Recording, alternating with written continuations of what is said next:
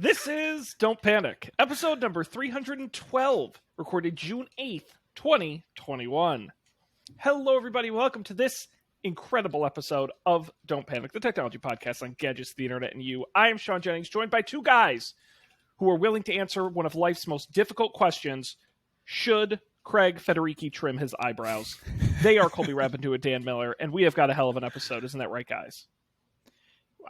We do. It started off with, over the delay of video chat, Sean and Colby singing the same song at the exact same time. Actually, that doesn't do it justice. They started singing the same song at the exact same time from my perspective, which I think means they did start singing at the same time pretty much. You know, if we could have been in the same room, it would have happened. It was crazy. I was going to say I think we've been on video calls for so long now, we've just internalized the latency. Like our... Well, what did you say right before it, Dan, that got us to... I think I said, let's rock and roll or something. Oh, yeah. And then Colby and I both go, party rock. Party rock is in the house.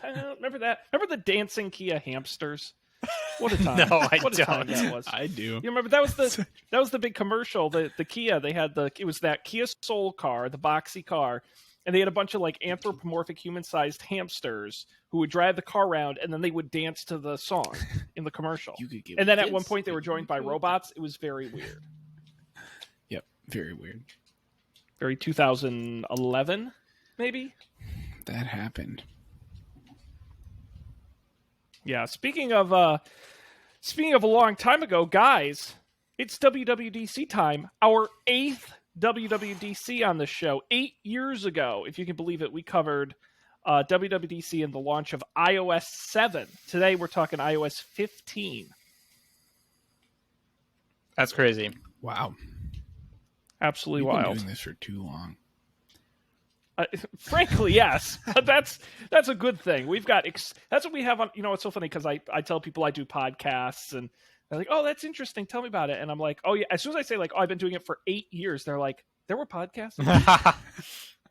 I say there really weren't, but yes. Did we were podcasting before Serial, right? Yep. Oh, Yeah, way before it. I mean, that's all you need to know. Some OGs. I wonder what percentage of active podcasts in the iTunes directory were started after we started recording. I mean, I vaguely know that back when we started, there were thousands of podcasts on Apple Podcasts, and today there are hundreds of thousands. Nice. Wow. There are only thousands? Wow. I believe there were. I really do. And I know we were one of the, not that I'm trying to brag, we were almost exclusively, there were not many people doing video podcasts. And there's a reason why, because nobody watched them then and they don't watch them now. But at least we can say we did it. Starting at Hangouts on Air, if you remember that way back in the day. Now, I'll never forget that person who commented on our YouTube video one time, like 4 years ago. It's like, isn't it time to give up now? Yeah, most of your videos have 0 views. Shouldn't you just stop? Something like, yeah. I live by. You don't know us, do you? Honest to God, that's the only reason we're still doing this. Just to stick it to fight that guy. That and the YouTube comment we got on Up for Debate, which was, why would anyone watch a debate show where the two hosts agree on everything? which is still, and we use that tagline. It's the show where the two hosts agree on everything. But yeah, we have our fans. Thank you to everybody who stuck it out all 8 years. You're a fool. We've wasted, give or take, at least 312 hours of your time, if not more. Yeah, wow. Yep. Definitely not a waste of our time, though. No, our time is worthless. You can't waste something that has no value. Yeah, exactly. Yep. No, this is going to be a great one, an annual tradition, if you will. And I don't usually I feel guilty because we don't do this for like other companies and other products. But we did cover one story last week about the new version of Android, so we're covered. We're good. We're equal opportunity here. And by the way, one last thing before we get to WWDC, I had to look up the original date of the first episode we did to confirm the years. Dan, do you know what you picked on the very first episode? Colby and I picked, like, unsurprising tech things. No, I don't know. You picked Coinstar Oh, yeah, right. on episode 1, setting us off on I a walked great past path. the Coinstar the other day, and I had fond memories. And actually, it's my favorite part of moving. You turn in all Every your time I food. move, my ritual is I take my giant coin jar and I bring it to the Coinstar, which is a fun rhyme, and I get myself a nice, fat Amazon gift card. It feels Well, great. you know, now, and this is 100% true, Coinstar will convert your change into cryptocurrency. I know that, yeah. Disturbing. I think I saw that on one of the Coinstar machines, like in the suburbs, like a month or so ago, and it was eye-opening. Yep. Which is like, I'm afraid of the next time I go to turn in coins, because I might just be stupid enough to go, sure, why not? You know, my $20 in quarters. Yeah, sure, put it in a Dogecoin or whatever. Might as well. It's only $20. Yeah, you never know. I could be a millionaire. Or have nothing. Guys, unless you have anything else you want to talk about, we've got a giant list of WWDC news here. We can just hop right in. No, let's go. All right. As always, we will do it in the order in which it was announced at the event itself. Or we'll adhere pretty close to that. And we're going to start with iOS 15. If you can believe it, 15th version coming out. Do you guys remember? This was one other thing I remember. Do you remember when they charged for iOS updates? No, I remember charging for macOS updates, but I don't remember charging for what? I believe it, because I did Google it. It was between iOS, well, it wasn't called iOS at the time, but iOS 3 and iOS 4. And if you upgraded on an iPhone, it was free. If you upgraded on an iPod Touch, you had to pay $9.99 for the upgrade. Huh. I did not know. And they only did it for like 1 or 2 versions of iOS. Yeah, I feel like in hindsight, that's a bad idea, right?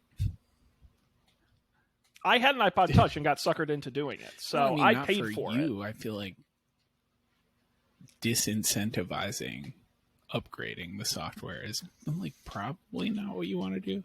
I guess that's still what Microsoft does to this day, right? Like, I was going to say, but do they? I thought there was some story where they changed that. No, because you basically just now you just buy Windows and it just is continually updated. Right. You know, unless they eventually come out with a Windows 11 or something, but they've been on 10 for so long, and they've pretty much said subscription is the future. So, you know, they might charge you $9.99 a month or something, but for now, that's basically free. dope. But iOS 15, let's talk about what they've included on there, starting with FaceTime. Just like every other video calling service, they've added some basic features like a grid view and blurring the background, although they do it a little differently because they got that nice depth data out of the Face ID camera array at the top of your phone. More interestingly, they've brought in voice isolation to better control your voice and make sure people can hear you. And you can also now share links to FaceTime calls, so you can make calls on Android devices, basically any device with a browser, Windows, and Android as well. They also rolled out a well, we'll talk about SharePlay in a second. I'll keep going through other iOS 15 stuff. Notifications got a new look. Contact photos. Wait, real quick. Yes, On the FaceTime thing, the like machine learning stuff they're doing. They have the thing where it tracks who's talking and makes the sound come from like spatial audio where it is on the screen. Spatial audio. Yes. So basically, that's really cool. If Dan's on the left side of my phone, I'm going to hear him in my left ear, and if Colby's on the right, I'm going to hear him in the right. It's going to be more like talking to a real person. Yeah, I'm curious cool. to see how that actually changes the game. The other really cool thing was I'm excited to see. I think I picked a while ago the NVIDIA RTX voice thing, which is only on Windows, and it does like machine learning something to isolate voices from background noise. And it seems like Apple's now implementing a similar thing for FaceTime. And if their other like video and audio stuff is any indication, it'll probably be pretty good. So that's also huge. All those dedicated chips. Well, I thought it. Oh, go It ahead. should be good. Right. Yeah. I'm really interested that they had both a voice filtering, but also what they call, I believe they call wide spectrum, which is like letting the room noise in scientifically, not just flipping on the mics, but actually smartly bringing in all the audio. I think could be really cool. I agree. Yeah, with you. I saw. I learned this from my time at a Recurse Center, where we tried to do these remote events where we listen to music or watch videos together. Mm-hmm. And the videos were fine if they were a video of someone talking, but it's clear that I don't know what it is, that these video conferencing services are designed to efficiently transmit voices. And if you play music or anything over them, it sounds terrible. Yeah. So that'll also be great. Definitely. I did think about this before the episode. I just personally, you guys give your opinion. I'm going to rank everything tonight because we're going to go through these quickly. So everything from me is going to get either a big deal, a small deal, no deal, or a bad deal. I thought about it, and you're welcome to use that or your own ranking systems. I would say FaceTime upgrades, small deal, could be a big deal. Because I still don't think FaceTime is as ubiquitous as a Zoom or it's still, even with the web links, I don't quite know if it'll get as big around. But if you're a FaceTime user, I think. Well, but on the other hand, like I think FaceTime has a lot of market share among one-to-one video calls. Like walking around in airports and on the street, I never see someone with the Zoom app open calling someone. It's always FaceTime. So I think it's definitely, it could be a huge deal, even if they never expand their market. It could be a big deal. But I think it all depends on the implementation of that Android stuff. And I think it depends on the next thing. Which is the next thing? SharePlay? Is that next? We can talk about SharePlay next. No. Oh, okay. Oh, never mind. No, it makes sense. Okay. All right. It makes sense to go with it. Let's do it. Let's talk about SharePlay. A new feature that they announced. It allows you to essentially share content via a FaceTime call. They say you can listen to music, you can watch shows and movies, and there's an API that allows all kinds of apps to integrate with it. They'll be synced up, so people are seeing everything at the same time, and you can have either picture-in-picture of the call with the thing you're watching or doing, or just focus on that. You can also send it to AirPlay devices like but it'll also work with Apple TV, so you can put the thing up on Apple TV and have like your friend's face on your phone at the same time. It's got a number of partners it already will work with, where you can watch SharePlay things at the same time. My question, which they didn't say, is like if Dan and I wanted to watch something on HBO Max, do we both have to have an HBO Max subscription? Yeah, they didn't say it. It didn't sound like it. No, it didn't. Which is interesting. Especially with what stops me from going on Reddit somewhere and posting a FaceTime link? Is there a maximum number of people you can have on a FaceTime? Yes. I think it's something weird like 25 or something like that. Yeah, okay, that makes sense. And one other thing as well, they're also building the ability to share your screen through FaceTime as well, which is probably the one I'm most excited about. For everyone who has... on next week's episode, remind me to tell you about the iPhone and iPad. I just had to completely erase and reset due to someone screwing up security issues. That could have been fixed if I had seen something. So I'm excited about that. What do you guys think of SharePlay? I'm excited for it. I think this could be the thing that could be a big deal. I've had many friend groups over COVID, and honestly from before COVID, like friend groups who have splintered, who try to do movie nights and stuff. We've never found a good solution. It always sucks. It's terrible. There's like these fly-by-night apps that let you like sync up YouTube videos, and it never works exactly the way you want. So if this actually works and anyone can use it, I think that will be the big deal. Seems cool. We should definitely try it out. Don't Panic movie night. Yeah. You know where I think it's really going to show? Well, I'll say two things. One, this just makes me even more mad they don't have an Apple TV device with a camera in it. Because I think it's going to be really weird because you're going to want to watch it on a big screen, and then you're going to have to also like hold an iPad or an iPhone at the same time.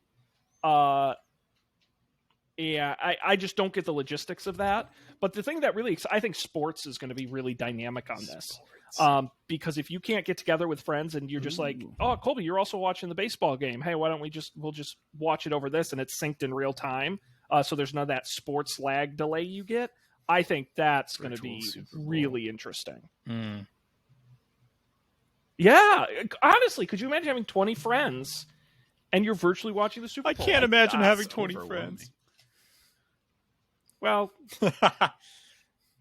Dan can't imagine having 20 friends in one room at all at once because he's got so many friends everywhere. He doesn't even know how to get that many all at the same time. I think that's a big deal. Yeah. I'm going to give it the big deal. Yeah.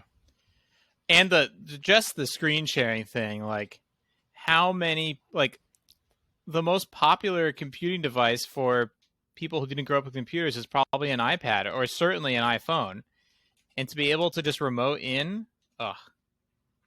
Yeah. Well, and it's the API. I get excited WWDC with APIs, and they introduced like a whole bunch of them. But it's like, think of what like a multiplayer game developer could do with something like that, or the fact that you can integrate anything with it. I'm like, I don't even know what people are going to build. That's exciting. That's cool. Elsewhere in iOS 15, notifications getting a new look. Contact photos on text notifications, bigger app icons as well. You're going to get a new filter mode called Focus alongside Do Not Disturb that allows you to customize which notifications appear during different activities, like while you're working or when you're exercising or sleeping, and it'll sync across all your devices. Within those focus areas, you can set custom home screen pages with widget and apps. You can also batch certain notifications and receive them as a digest at certain times of the day. Notifications per app will be controlled for each of those focuses. This is a big deal for lawyers. This was the thing that got Lena the most excited. She was like, wait a second, because she turns all of her notifications off because otherwise they're just too stressful because the work notifications go off constantly. And unlike a lot of our jobs, I imagine, like phone calls count as that too. So if she could like say, I only want to see the BlackBerry app and this email account between these hours, then she could use her phone better. Yeah. I think it's a big deal for a small subset of people. I would be surprised if more than 30 to 40% of Apple users actually take the time to set these up. Well, now, to those people, I'm sure it means a lot. Now, in the presentation, though, they did say something about have you noticed the widgets they had? What's that? The Siri widget or something where it suggests like, what is that thing called? Where it like changes the widget based on what it thinks that you are interested in. Yeah, that like the Smart Stack. The Smart Stack, yeah, thank you. That works pretty well for me. Sometimes it's a little overeager, but like when I put my headphones in, it opens up Overcast. When I wake up in the morning, it shows me my weather app and something else. I forget. So if they can leverage that stuff to create, it's like, hey, we created a work focus for you. Like here's the apps. What do you think? I think then people might bootstrap into it more easily. They could be like, oh yeah, not that one, but I guess these sound good. That's a cool onboarding trick. Yeah, they said while you set up like your work focus or whatever, machine learning will suggest which apps you should allow through and which you shouldn't. So hopefully that'll speed it up. The summaries to me are interesting because it's not that I want less notifications, but if you were to take like the less important ones and then group them, and so like in the middle of the day or just whenever I can choose to look at them, that's interesting. I'm definitely going to try that out. It's also an interesting capitulation from Apple where for a long time they're like, no marketing messages. And this to me is a feature designed to deal with marketing messages. Yeah, I agree.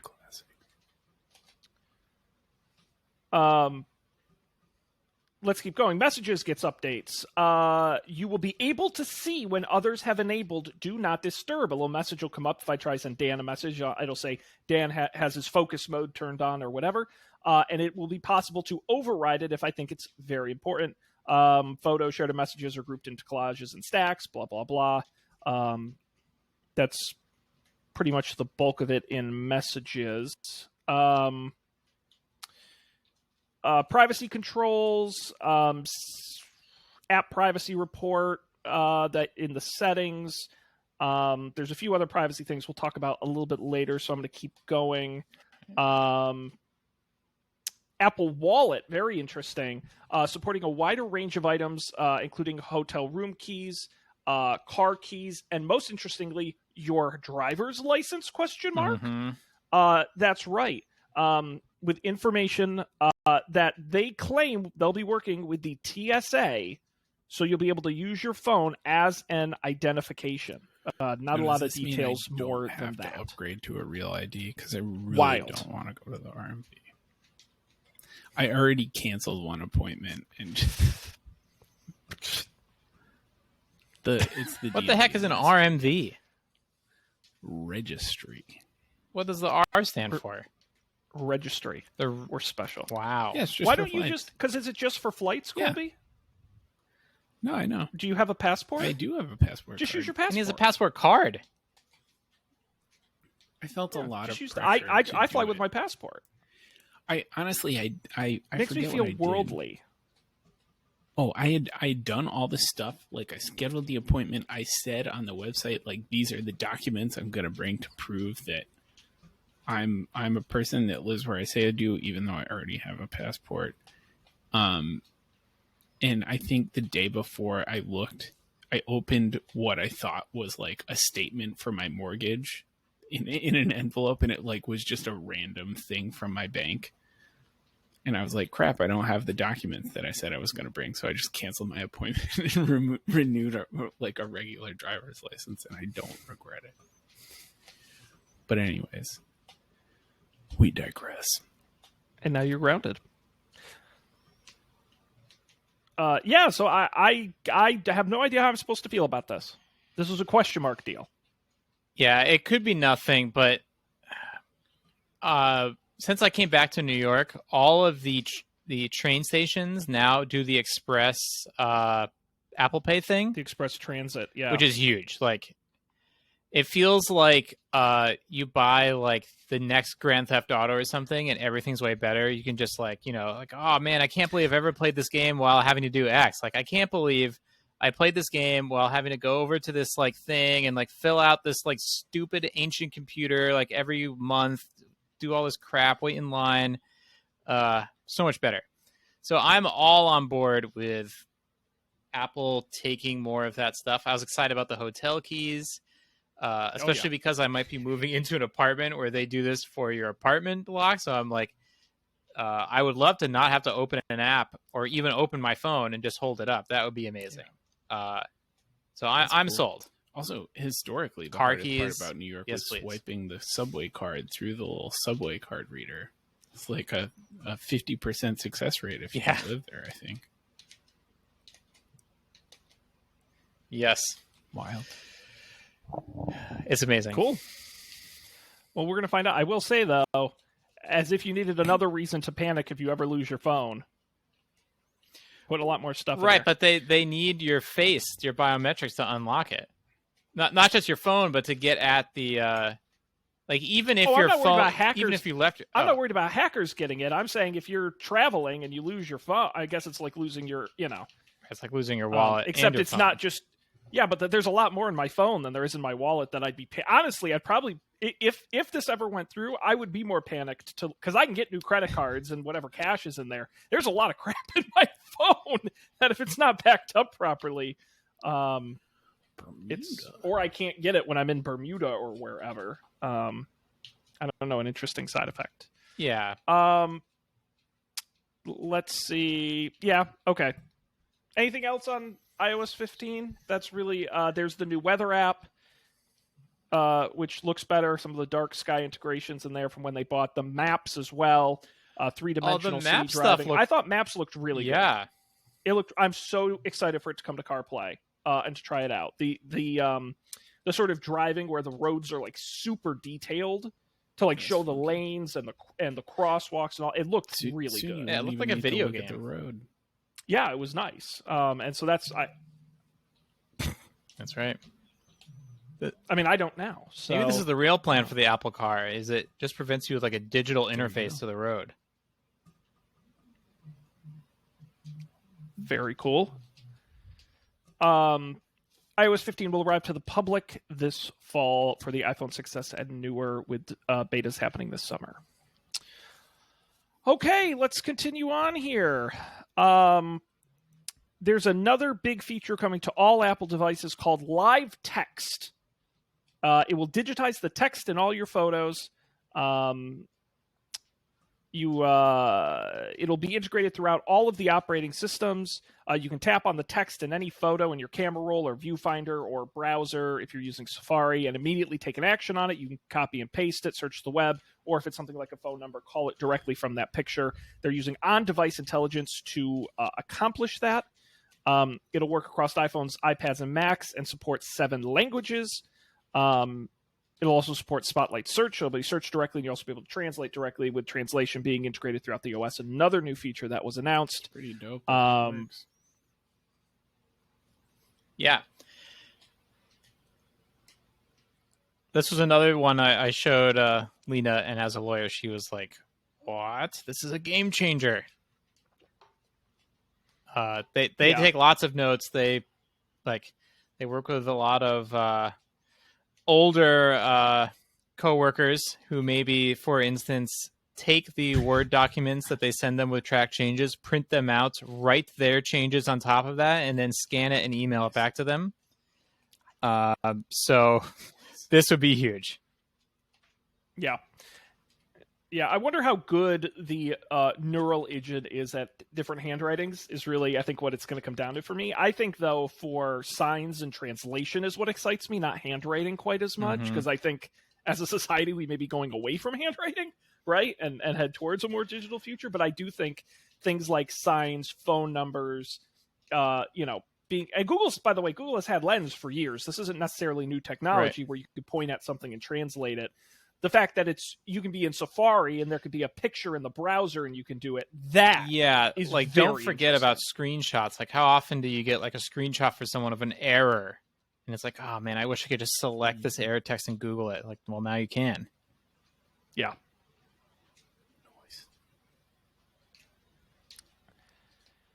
Yep. Okay, we'll keep moving. We already talked about that. I think I just want to make sure we got through everything in iOS 15. There are a couple more little things we'll talk about. How about iPadOS 15? It's all about the widgets. We've got bigger widgets, guys. Get excited. Woo! Widgets in a whole nother level. Which is funny because they're like, it's all iOS stuff that's already been, they're like, we have widgets and app library, and I'm like, big whoop. Yeah. But the really exciting thing is probably the multitasking. New icons making it easier to go into split view mode. There is a shelf feature where it sort of takes one of your items off to the side and holds it while you're browsing around looking for other things to open and do. You will also have the ability to switch between multiple already set views on what they call the shelf, and you can flick away and close other ones. It seemed pretty exciting. Also, Quick Note, which you can swipe up from the bottom corner and start a note for notes. That was, I swear, in every WWDC presentation, there was a point in the iPad demo where I say, I can't believe they're introducing another gesture. And that was Quick Note for me, where I said, how the hell is anyone supposed to remember all of these? Like, well, if you swipe from the left with 2 fingers, it does this. But if you pull down from the bottom with the back of your hand, it does this other thing. I'm like, it's crazy that they keep adding this stuff. But it did seem neat. Yeah, the coolest thing about that was that it remembers the context in which you took the note and can bring you back to it. So, like, bring me to the page that I was looking at when I took this note, or the view in this app. Yeah, pretty cool. Yeah. I think for me it was the multitasking, and it's just always that one step closer to, like, I didn't really care for how they did it before, and I'm like, this really seems like a comprehensive device. Yeah, I agree. I'm excited. The multitasking makes a lot more sense to me. Yeah, another notch, and it's doesn't replace a laptop belt. Is you got to have good. I'm a multi-window maniac, so that's huge. Nothing.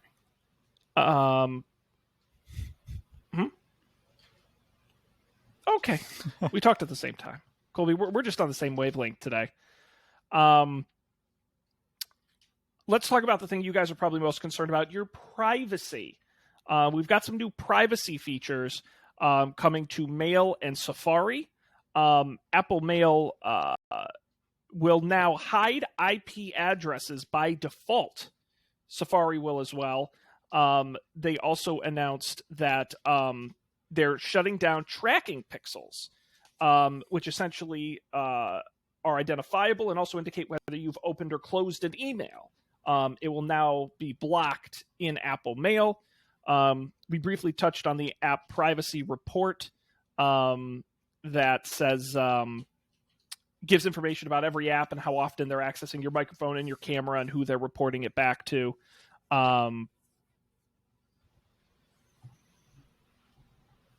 Yeah. What was the first thing you mentioned there?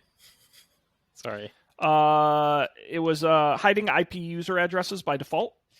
Yeah, I didn't understand how that worked.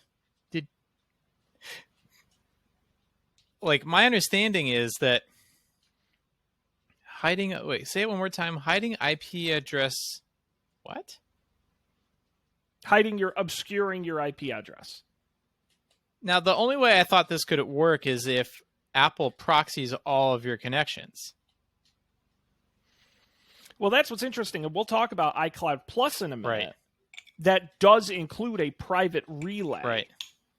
Where your all traffic is actually encrypted. That only works for Safari for some reason. I think that was my read on it.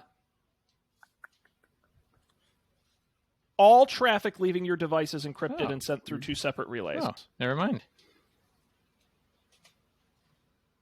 No, I have no idea how they're doing this. Because that's crazy. Anyways, we'll talk about the iCloud Plus stuff later. Yeah, all I'll say about this is, as a marketing guy who uses marketing emails to track people, I don't like this. As a human being, I think it's great. I'm excited to use it because it is weird that they can track that stuff, and I think it's good that Apple is doing this, but there are a lot of people out there who are going to be this is not like a small thing. No. There is a whole industry that is going to get crushed should this, because what's interesting is, unlike iCloud Plus, this is in the Apple Mail app.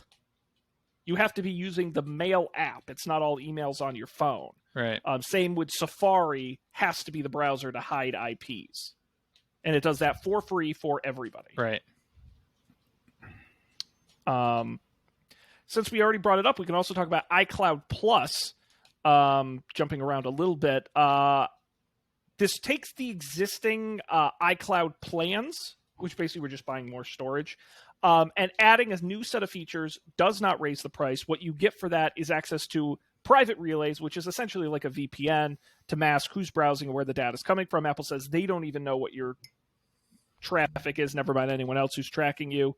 Apple will tell you it's not a VPN, in part because it sends data through a second relay, which prevents even Apple from not seeing your data. That's what they said. I don't know how it works. Who's the second person then? I don't know. Yeah, I have lots of questions about this stuff.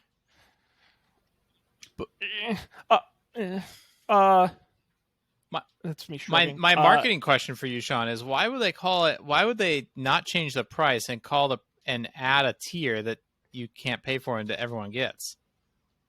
Because I think, why not just call the whole thing iCloud Plus? Now we're calling everything iCloud Plus instead of just these three things. Well, because you pay for it, so there's a plus element to it. I mean, you don't want to confuse it with just regular iCloud, which is the thing that backs up and syncs all of your files already for free.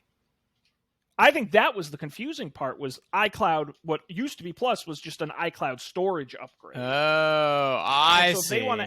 If they want to add future features by creating an iCloud Plus, you're creating a marketplace, and I'm sure eventually this will become part of Apple One or whatever.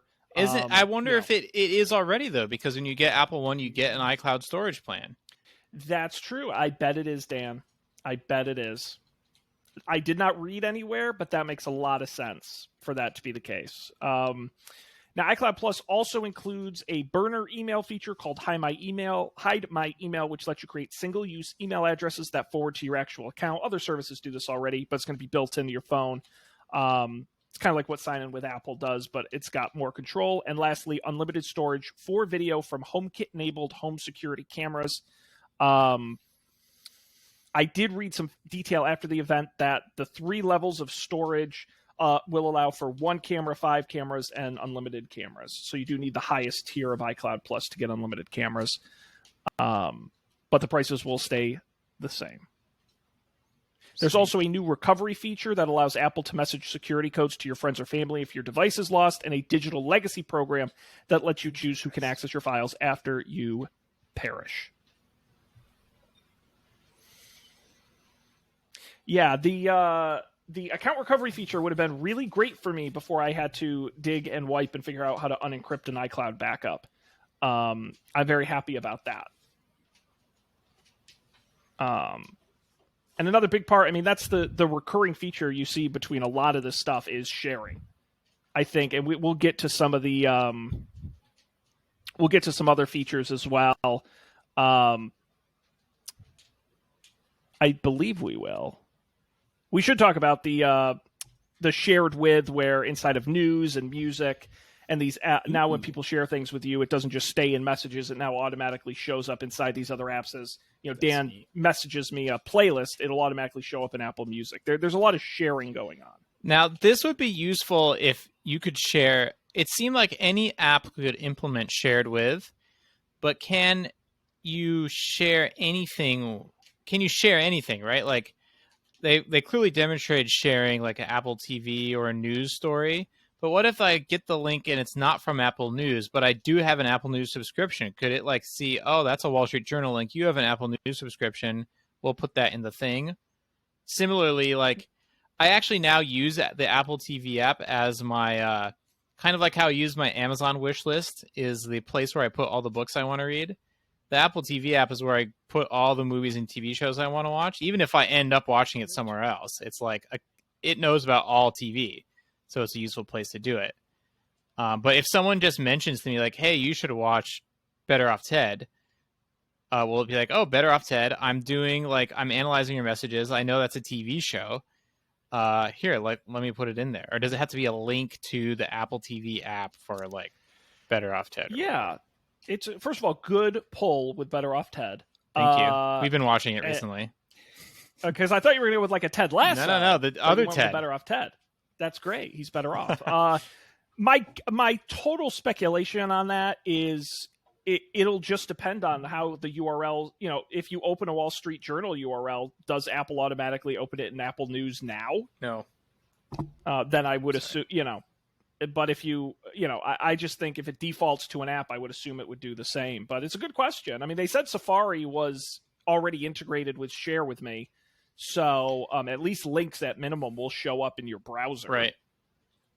But yeah, I'm excited to see how other companies implement that. I hope it doesn't become annoying, right? I mean, if by default it's just like pulling stuff, Dan can start spamming me with bad music and it's showing up in my in my Apple Music. I hope not.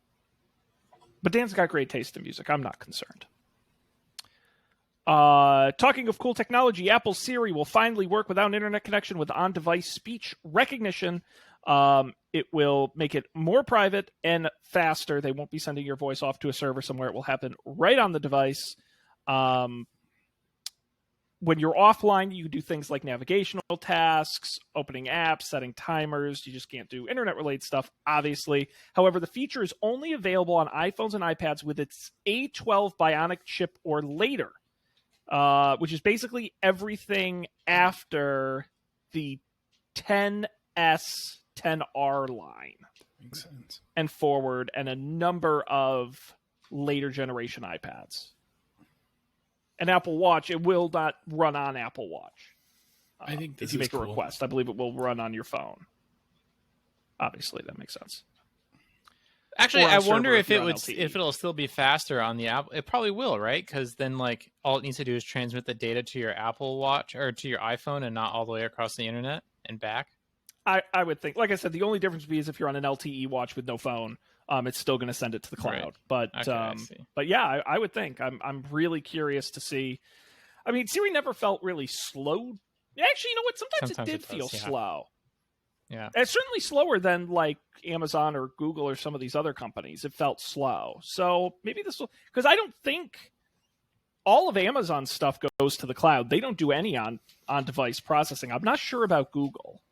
Yeah, sometimes Siri is really fast, and I don't understand. Or actually, no, HomeKit is really fast because it does this. Yes. It doesn't have to go out to the internet. Yes.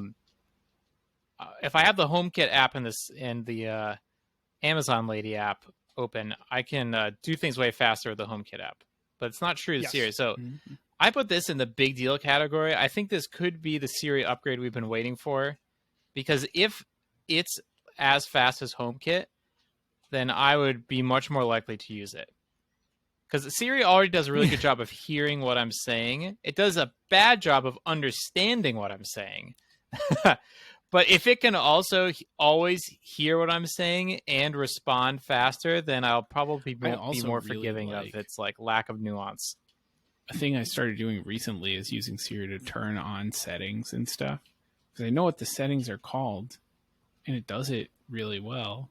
It's like turn on, whatever, low power mode or something, and it just does it. It's great. Well, I've been using it for work. I had like oh yeah, what settings do you do that with? Like voiceover stuff recently, so it's like it's voiceover is, as a person who is not a expert in using it, and that I don't really need to use it day to day. It's like my touch is not quite there. It's like a very different like navigational paradigm. So it's much easier for me to like have Siri turn it on and have Siri turn it off, rather than having to like dive back into the settings app while I'm like in voiceover to turn it on, to turn it off once I've turned it on. Yeah. I see. Right. Yeah, and that was a big part of the demo, was they did a number of these very quickly back to back, although I was bummed that he held the button on the side of the phone every time. I think if you're going to have that speed, if you introduce the sort of back to back questioning feature, God, that's going to be nice and quick. But he did go through it quick. I think for navigation, it's going to be great. One other thing, too, we didn't mention was that Siri will now read out all notifications, announce notifications as a setting, not just previously it was just like messages and voicemails and things like that, but now she will read out all notifications, which really excites me for CarPlay, as well as for AirPods. And with the focus modes, I think that's because you don't want to reading all notifications, but if you're in a focus mode and you're like, no, but I need certain apps to announce in my ears, very cool. Do you use the AirPods announcement thing? Yes, I do, for messages. And I honestly love it.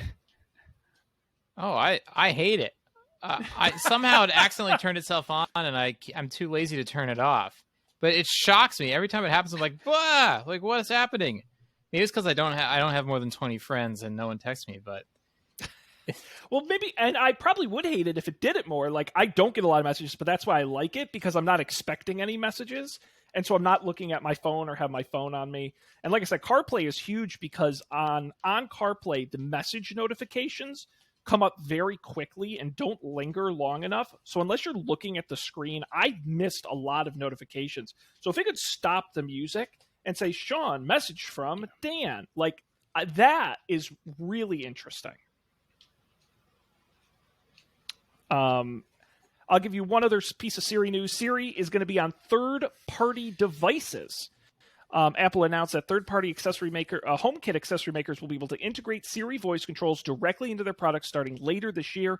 The voice assistant will be routed through a HomePod if the devices are connected to your network. They listed a number of manufacturers and support for the Matter interoperability standard that will be supported in iOS. Okay, 15. Sean, can you explain to me Matter and Thread and like, wasn't Apple already involved in some like HomeKit standards thing? I'm so confused. So I can talk to you about Matter. I'm not as familiar with Thread, but I'll Google it and quickly try to give you the answer. Thread was on. When they announced the Apple TV, they're like, "Oh yeah, it has Thread radios for great IoT support," and I was like, "A what?" That was yeah.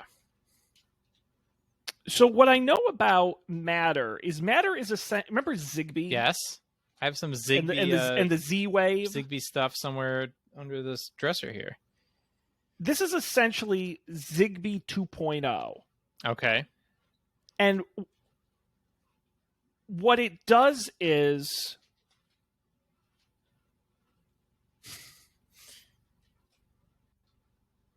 because what Zigbee was a standard that everyone agreed to. Right. One of the first standards. So this is the evolution of that. The difference is that it will run on Wi-Fi, Bluetooth Low Energy, and Thread. And now you're saying, what's Thread? Right. Thread is a wireless protocol. Okay. So Matter is the tech built on the wireless protocol like Z-Wave was to Zigbee. Oh, okay. Thank you. It's all coming together. It is a low-power mesh networking technology protocol. Like Zigbee. Designed to connect the devices in your home. Yes, exactly. It does not require a smart hub. They connect to each other without a single point of failure. That's awesome. Okay. And it's interoperable. Sweet. All right. Two great tastes that taste great together. Thread and Matter.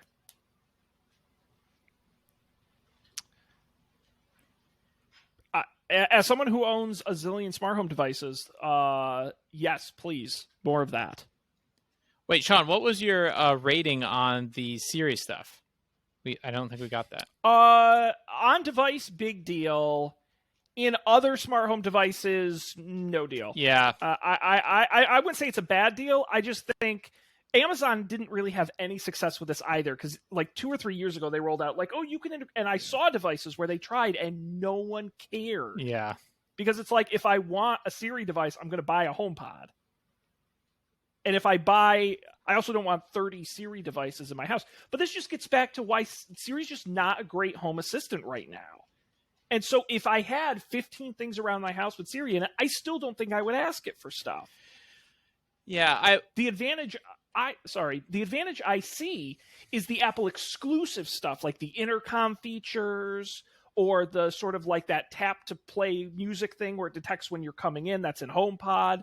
I think that's more hardware-y with the U1 stuff, but those exclusive features are what's valuable. Just as like hey, turn down the temperature. Hey, what's the weather? Like, I don't think it really matters.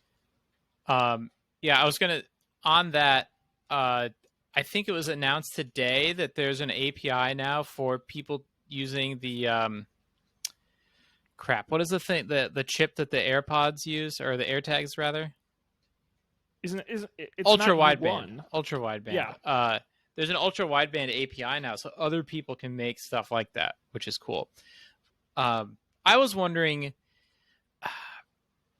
like, I bet that there are more people who own iPhones than there are people who have Alexa tubes. Oh, sorry, Alexa. Yeah, you're probably right. And so I wonder if someone bought, like, if it just becomes ubiquitous and you buy a microwave or a thermostat and it's like, oh, it has the, lady in the tube support, and you turn it on and it's like, it doesn't diminish anything, right? Like, it's not going to make your experience worse. I don't know. Maybe, yeah. Because no one's going to buy a microwave and then like, oh, this microwave has like Amazon voice assistant. Now I will get into this ecosystem. It's like, no, if you're going to buy a microwave with that, you probably are already into it. Whereas, like, I think Apple's advantage with a lot of things is like, Apple ships a podcast app with their iPhone, and now when you're into podcasts, it's like, oh, it's right there. It's like, they have such a wide install base of people who maybe aren't otherwise interested in this. Whereas I think with the Amazon one, still, you kind of have to be a little bit nerdy and a little bit into it you might buy one and like for a joke, be like, oh, look, I can ask her questions. But what percentage of people really go through and set up like, oh, I'm going to get these lights and this like other stuff. Anyways, I don't really have a point with this. That's a good way to end your Thank you. argument. Moving on. Yes, we can keep moving here. Let's talk about health for a minute. A couple updates in the health app. Probably the biggest being that you can share your health with family members or others, another sharing feature. With permission, someone can share access to their overall health rate and movement data. They'll also be able to share access to alerts, so you can be pinged when someone else's health is in danger. Also, they're adding a new health metric called walking steadiness to help predict if you're going to fall over. Each year, around 30 million adults over the age of 65 fall. Falls are responsible for $50 billion in healthcare costs every year. I did not know that. Users will also now be able to, and I thought they could already do this, but users will now be able to share their health app data with their doctors. Apple says the feature will start off with support from 6 electronic medical record companies in the U.S., expanding later on. I think this was the second most exciting announcement for me. That last one especially. I didn't think about like what happens when you've been putting your health data in the health app for 30 years. Like what kind of stuff can you do with that over the long term? It's not like, oh, your heart rate is like elevated from where it was 2 minutes ago, but like your average heart rate year over year went up. Like that's cool. I never thought about that. Yeah, trends was another big thing they talked about in introducing that long-term tracking. I was gangbusters on the sharing health data with other people. I think that's such an underrated aspect of healthcare in general, is the fact that it is a community sport, if you will, and hopefully no one goes at it alone. And so the ability to, especially things like alerts, I think of the walking steadiness thing, I'm like, imagine you get an alert like, grandma is really off balance. Someone should check in on her. Mm-hmm. I mean, that's powerful stuff. And the theory with Apple is they make it so easy to do. People are actually willing to then go and do it. So I was pretty jazzed.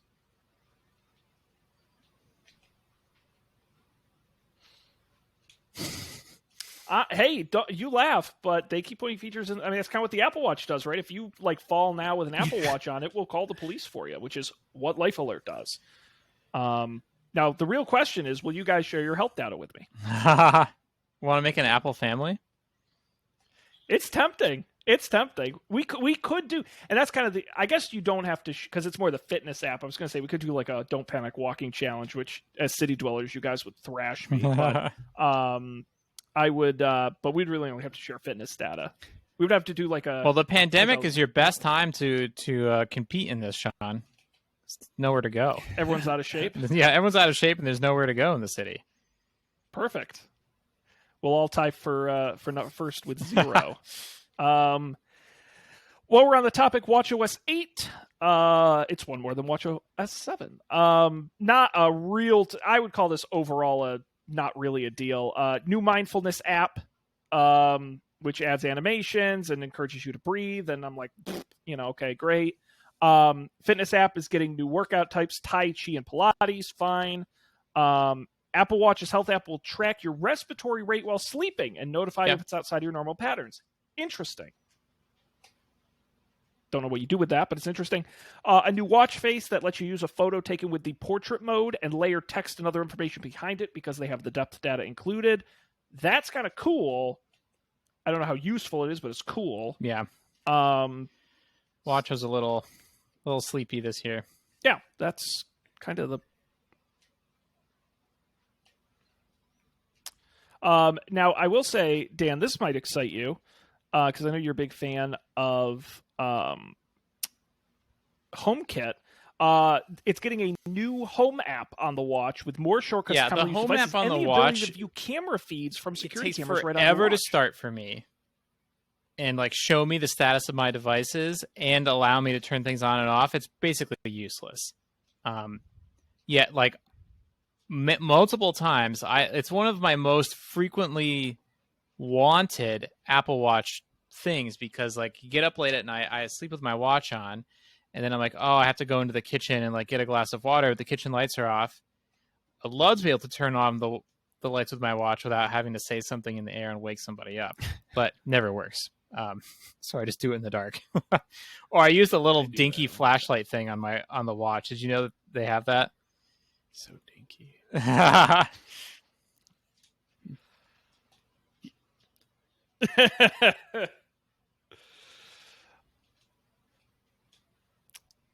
All right. I think we've talked about everything except Mac OS. Is there anything other than Mac OS you would like to talk about before we do that?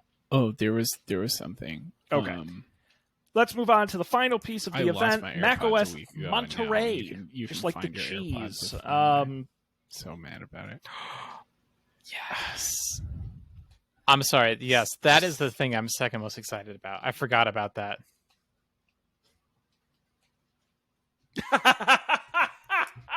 Yes, you can not only find it, you can find the individual earbuds should you lose one, and it will notify you when you leave them behind. I left my AirPods at They Sean's always house. Get you, man. What are you going to do? Any idea where you lost them? Yep. That's right, you did. And somehow they survived the mail back. Yes, the other day, have have you guys ever done like the have it chirp to find it in your house thing? Yeah. It's off. It's useless. I lost one of mine in the house. Just one of the earbuds. And it's like, oh, great, I'll have it chirp. And I'm like, I couldn't hear it. Yeah, hopefully this will be better. And I have a suspicion that the next version of AirPods may have like the AirTags chip. I assume they're still in my apartment somewhere. Like they gotta be here, which will be ultra precise. Don't know where they are. But I'm sorry to hear that, Colby. Maybe... Right.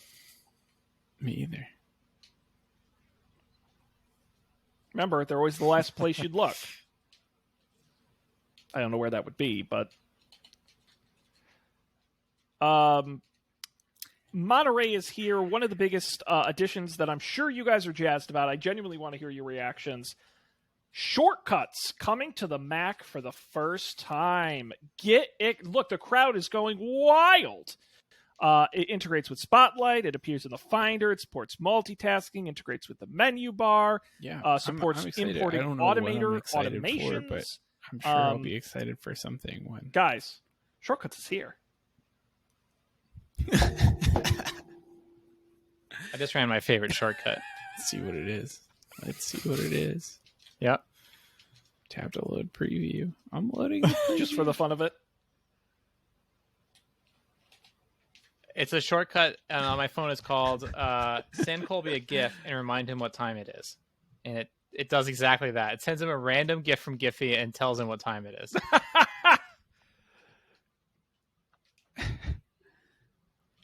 About once a year. That's fantastic. And does he need that a lot? It's a sports GIF. Yeah. It's good to streamline that process. I don't know if there's anything. Oh man, I certainly won't understand it.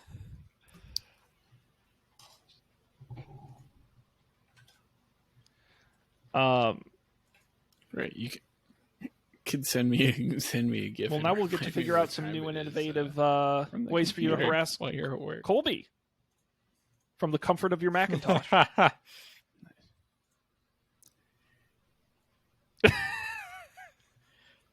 No, I mean, I don't know. It could be a big deal. Yeah, guys. So any big plans for Shortcuts? Big deal? Small deal? It's also possible that it won't. The things I would want to do with it aren't possible yet because no apps integrate. You know. I think it depends on how the apps support it.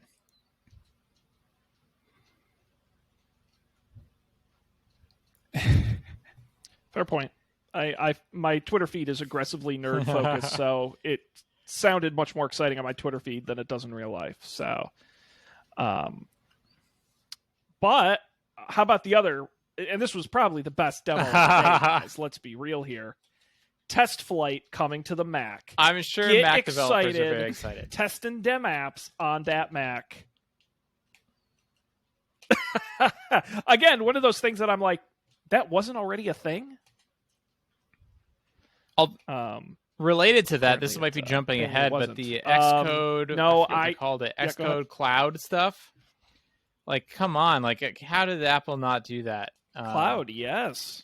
As someone, I have needed that service, and it really sucks because like you're stuck with these like third-party, vendors to, give me a Mac Mini in a data center somewhere, and it's never great. And it's hard to like keep them up to date, and it's hard to get like, all right, I want like one Mac that's Mojave and one Mac that's High Sierra, and to test across all these environments is like super expensive and hard. It's pretty obvious. So this makes a lot of sense. I'm into it. I could use this today at work. I don't know. Yeah. Yeah. Yeah, I think I agree. It's going to be a no-brainer for developers. Make it easier for them. But we got to... I know I'm dancing around it, but the thing I think that was kind of the jazziest part of the demo, AirPlay to Mac. So exciting. You'll be able to send AirPlay things to your Mac. You can watch a video. You can listen to music. Use it as a secondary speaker for multimedia audio. This was probably my 6th favorite thing about the event. Mainly because as someone who has been in conference rooms and been like, how do I make the phone go on the screen? That's what I was. It's kind of a pain. I can't believe this. Wasn't and just to be able to throw it already like up on a bigger monitor with a Mac is 4 years ago. Is again, why I'm wasn't that a excited thing because already? I have this big computer screen in my room that I can't squirt TV onto. It's so dumb. I have to like put right. If I want to watch Squirt your media content on this, onto I have it. to put it up on the Squirt screen, your media. and then when I want to change the media, I have to get out of bed to change the media. Thumbs down. Thumbs down. Yeah. Unacceptable, man. That's awesome. So you'll get to enjoy that with Monterey. No, we're going to talk about it. Finally, Yes. Universal Control. There, I said it. We're going to do Safari after it. Universal Control. Gee whiz, what a snazzy demo that was. It is interoperability between all of these different Macintosh devices. You can essentially move your mouse between Mac OS, iPad OS, iOS, from one screen to the other seamlessly. I actually found out how the tech works. Are you guys curious? So essentially what it does is, let's say you've got a MacBook and you bring your iPad up near it. Now there's already like handoff and other features that like detect that detects how close they are. Oh, what's the one where it's It's you can handoff send and files continuity, to right? Or the computers two I'm nearby? thinking of. AirDrop. Thank you. Oh, that's AirDrop. Yeah, exactly. But what it does now is when it detects it's close and you move your mouse to the edge of the screen and sort of do a little motion with it, at that point, it then knows that device is there and pops up a little thing. And you saw it in the demo, like a little ball pops up and kind of slides over the screen. Then what you actually do is you take your finger or your mouse on the other device, and that ball has a purpose. It goes up and down. It actually aligns where one mouse is on one screen to align it to the other to make sure it's a smooth connection. Then what the devices do is they actually create a Wi-Fi direct connection between the two devices. That's what allows it to transfer data at high enough speeds, which Bluetooth couldn't accomplish. And so what you're able to do is now you can drag something off of your Mac, drag it over to your iPad, and boom, it's on your crazy, iPad. Yeah. This is like I thought this was a cool Absolutely. demo, but I immediately showed it to Lena because she spends all day marking up, like looking at documents on the iPad and reading a bunch of things, and then moving it to a computer and doing stuff. And using the pencil, I hope this like also does cool stuff with pencil support. Like I'm hoping for version 2 where you can then like just seamlessly move your pencil, like writing on something on your iPad to writing on something on your Mac.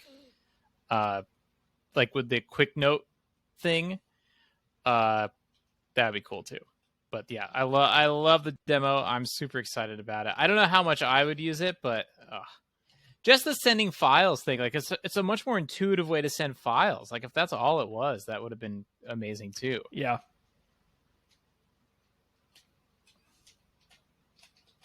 Well, and it gets you thinking. I mean, if I were creating a home office from scratch, it's like you got the iPad Pro on the go with the portable keyboard. You got the Mac on the desk at home, and I come home and I put the iPad next to it and I throw some files over and I'm typing something up on the Mac and I toss it. So you're kind of, because I'm like, if I'm a Windows guy, right, I got my desktop, I got a laptop. It's like, do you know how big of a pain it is to like do stuff? But because I have at work a PC and a Mac, I do it all day long. Getting stuff between them is a huge pain. If they just kind of did that automatically, work, I have to test things on Android. Yeah, I mean that's huge. Sometimes something's wrong and you want to take a screenshot of it, but then like, how do you get the screenshot from your Android phone to anything else? The current best working solution is that you message it to yourself in Slack. That's how I transfer files from Android to. But it's a shame. I do that all the time. This seems dope. Yeah. Does this work with iPhones too? Like, can I click around on my phone? Whoa, it's wild.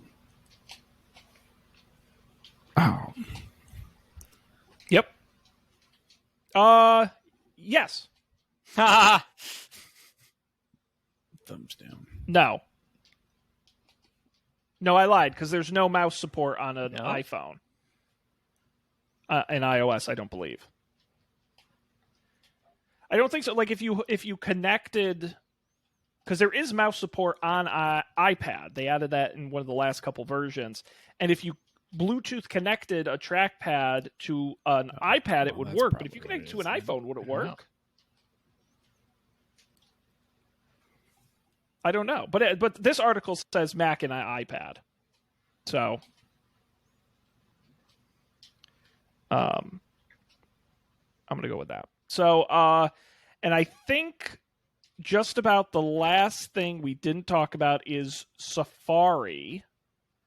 A total redesign, a new tab designs that lets users see more of the page as they scroll, and sort of the menu bar at the top blends in with the color of the page.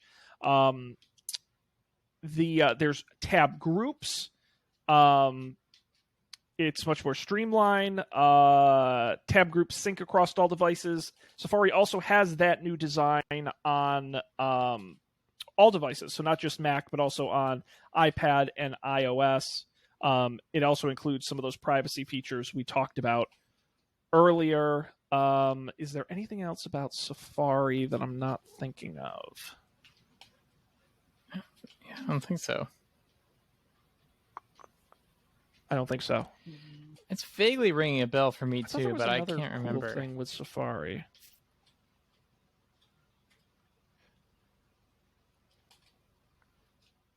I saw another thing today that was announced. Pull up an article where we're chatting, which was one of the APIs that they're kind of releasing. I don't really understand what it is. It's something to do with using machine learning to like analyze sound.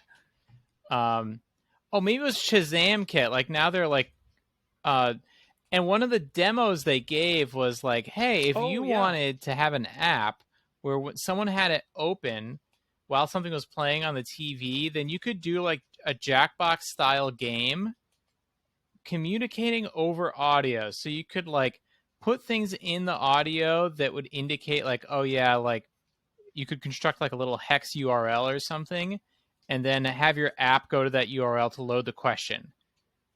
And it would all be done over audio, or like have a companion app for a TV show. While you're watching the TV show, your app is doing stuff synced with the audio. I thought that was really cool.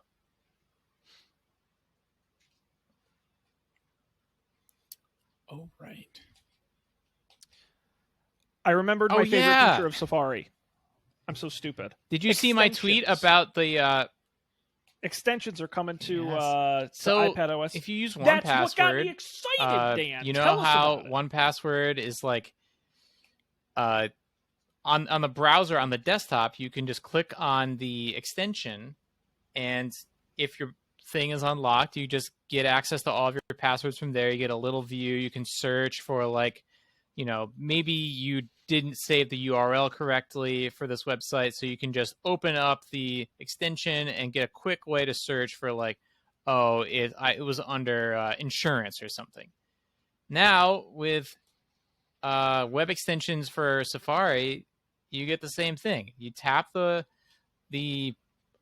1Password button on the top of your Safari window on iPad or wherever, and it opens up the 1Password extension that you'd expect, and you can do everything you can do on the desktop app.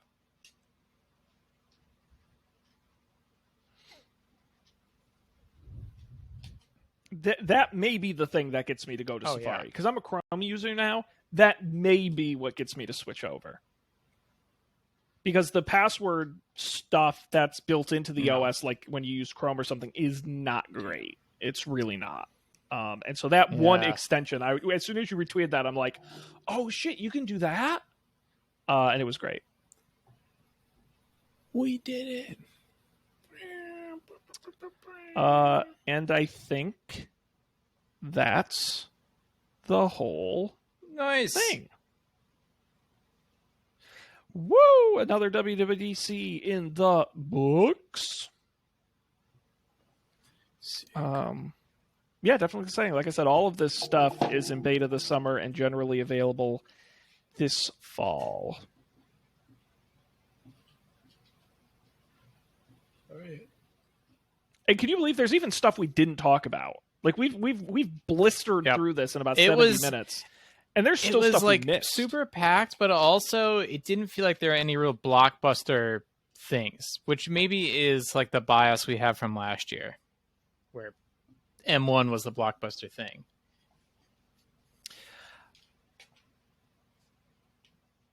I think Apple takes WWDC. They have so many products. I mean, that's really the problem. Like, they could have done a dozen separate, smaller, like WatchOS. Here's the WatchOS event. And because they have so many things, it's just a lot of new stuff to get through. I mean, we didn't even talk about App Store updates, including in-app event support. I know. I missed the end of the event, actually. Could be a lot of fun. I don't know about if you remember that one from the end of the event. Oh, so this is like if your app is having like a virtual concert on a certain date or is running a week-long promotion or something, it can now be it can be searchable, indexable, and part of your App Store listing to encourage people to download that. Package detection for HomeKit cameras was announced. You can send GIFs on your Apple Watch in WatchOS 8. I mean, the list goes on and on. So, very exciting stuff.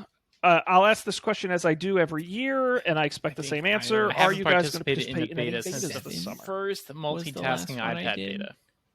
Which was bad. It was such a disaster the whole time. Right.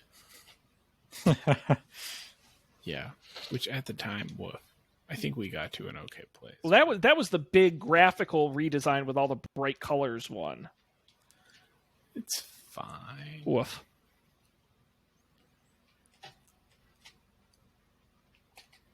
Yeah, it worked out in the end, right? Yeah, I did the 13 or the 14 beta. The 14 beta I did. I forget what feature I wanted so badly. I don't think I'm going to do the 15 beta. And like I said, the WatchOS 7.5 I think this year, unlike a lot of years, my Series 3. Features I'm most excited about are features that need apps to support them, like all the new wallet updates, the extensions. Right.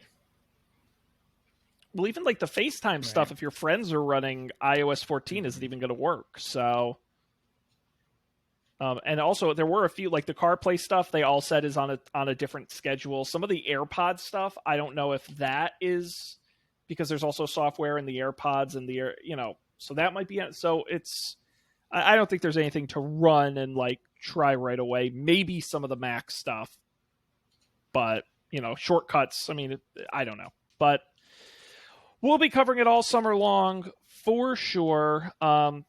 guys, we're far over Suck our it, time. Is there guy. anything you'd like to? Thanks to for say helping us before prove we that wrap one it up guy here? wrong. Our 8th WWDC.